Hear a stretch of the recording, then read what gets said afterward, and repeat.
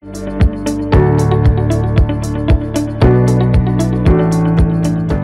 pemirsa setia VBiz, jumpa lagi dengan saya Alfred Pakaz dalam program VBiz paket review and outlook untuk periode 25 sampai dengan 29 Mei 2020. Ketegangan AS Cina dan arah perekonomian.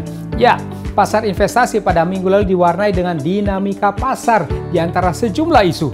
Antara lain dengan berlanjut naiknya tensi ketegangan AS China serta rencana pembukaan perekonomian kembali secara bertahap di AS dan sejumlah negara lainnya, serta juga optimisme pasar yang terbangun dengan berita ditemukannya vaksin virus corona di Amerika Serikat. Sedangkan untuk korban virus, data resmi terakhirnya menyebutkan sudah sekitar 5,3 juta orang yang terinfeksi di seluruh dunia dan lebih dari 340.000 orang yang sudah meninggal, dan itu menyebar ke 213 negara dan teritori. Ya, pasar saham dunia pada minggu lalu fluktuatif. Sementara itu permintaan safe haven turun naik yang menggoyang pergerakan dolar Amerika Serikat dan emas. Sementara mata uang rupiah terus rally selama 3 minggu berturut-turut. Minggu berikutnya isu antara naiknya tensi lanjutan AS Cina, kemudian rencana pembukaan perekonomian dan dampak ekonomi dari wabah virus Wuhan ini akan kembali mewarnai pergerakan pasar. Seperti apa dinamika pasar hari-hari ini? Ikuti terus VBiz News Market Review Outlook untuk periode 25 sampai dengan 29 Mei 2020.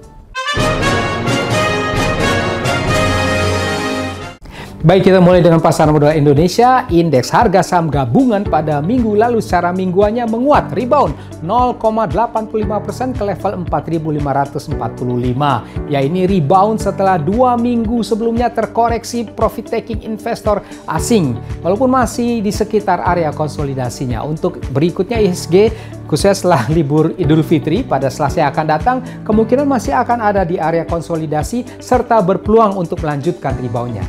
Mata uang rupiah pada minggu lalu menguat cukup tajam 1% ke level 14.710 per US dollarnya. Bahkan ini merupakan satu rally penguatan 3 minggu berturut-turut sejalan dengan masuknya dana asing ke pasar obligasi pemerintah. Dan untuk minggu depannya nampaknya masih bias positif bagi rupiah dengan pergerakan yang agak tertahan.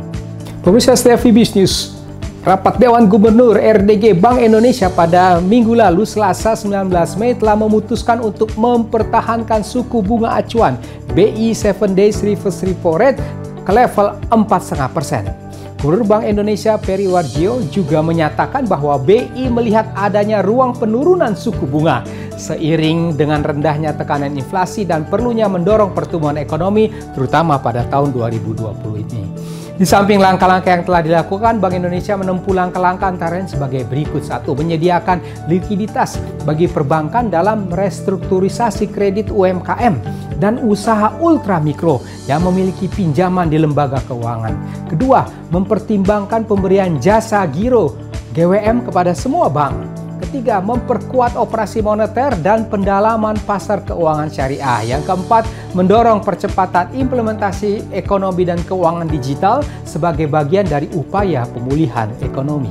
Ya, pasar forex sekarang, mata uang US dollar pada minggu lalu fluktuatif dan ditutup dalam posisi yang terkoreksi. Ya, terkoreksi oleh penguatan mata uang euro oleh program dana pemulihan untuk kawasan Eropa. Namun akhir minggunya menanjak oleh naiknya tensi Amerika Serikat dan China yang mendorong permintaan safe haven. Ya, US dollar index secara keseluruhannya melemah ke level 99.86. Sementara euro dollar pairnya menguat ke level 1.0903, pound sterling menguat juga ke level 1.2169 dan dolar yen melemah tipis saja 107.63. Untuk selanjutnya US dollar ini nampaknya masih bias menguat. Beralih ke bursa saham Asia pada minggu lalu umumnya variatif dengan bias yang melemah. Ya, khususnya untuk Hang Seng Hong Kong itu tergerus tajam oleh berita bahwa Beijing mencanangkan undang-undang baru terkait keamanan Hong Kong. Terpantau untuk indeks Nikkei Jepang menguat ke level 20.338, sementara indeks Hang Seng Hong Kong itu melemah tajam ke level 22.930. Dan untuk berikutnya kemungkinan bursa saham Asia ini masih dalam tekanan terkait tensi Amerika Serikat dan China yang sedang memanas. Bursa saham Amerika, Wall Street pada minggu lalu menguat. Ini terdorong oleh optimisme pasar dengan ditemukannya vaksin virus corona di Amerika. dan kemudian juga dengan rencana pembukaan segera ekonomi Amerika Serikat kembali. Terpantau untuk Dow Jones Industrial Average menguat ke level 24.465, sementara S&P 500-nya juga menguat ke level 2.955. Pasar emas dunia, ya, spot gold pada minggu lalu terkoreksi tipis saja 0,4% ke level 1.736 US dollar per troy ounce-nya. Ya, pasar fluktuatif sempat berada di level 7 tahun tertingginya, lalu tergerus dengan cepat dan di akhir pekan menguat lagi oleh naiknya tensi AS dan Cina yang mendorong permintaan safe haven. Untuk selanjutnya, kemungkinan spot gold ini masih mengarah kepada penguatan kembali. Ya, demikian pemirsa setia Fibis News, kita sudah membahas bersama Fibis News Market Review and Outlook untuk periode 25 sampai dengan 29 Mei 2020. Saya di sini Alfred Pakasi, mohon diri sejenak. Ya, kita akan bertemu kembali dan stay home, stay safe. Salam Fibis.